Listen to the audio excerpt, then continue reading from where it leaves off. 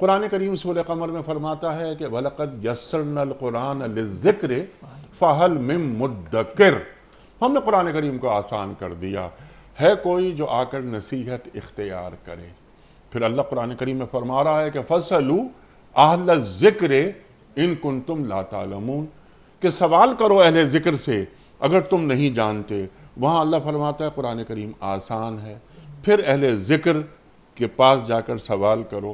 قرآن کن کے لیے آسان بنتا ہے اور کیسے آسان بنتا ہے؟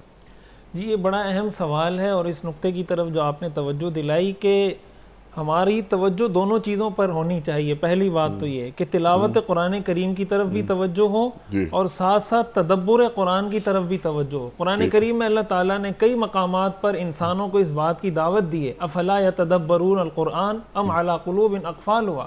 اس کا مطلب جو آدمی قرآن میں تدبر نہیں کرتا تو اس کو ڈرنا چاہیے کہیں اللہ کی طرف سے اس کے دل پہ مہر تو نہیں لگ۔ اللہ تعالیٰ قرآن کریم میں بار بار فرماتے ہیں قرآن میں غور و فکر کریں۔ ایک جگہ اللہ تعالیٰ نے ارشاد فرمایا وَإِنَّهُ لَذِكْرٌ لَكَ وَلِقَوْمِكَ وَسَوْفَ تُسْأَلُونَ۔ مفسرین نے لکھا ہے اللہ نے فرمایا کہ یہ ذکر ہے، یہ نصیحت ہے، اور تم سے پوچھا جائے گا۔ کیا پوچھا جائے گا؟ یہ پوچھا جائے گا اس قرآن پہ عمل کتنا کیا تھا۔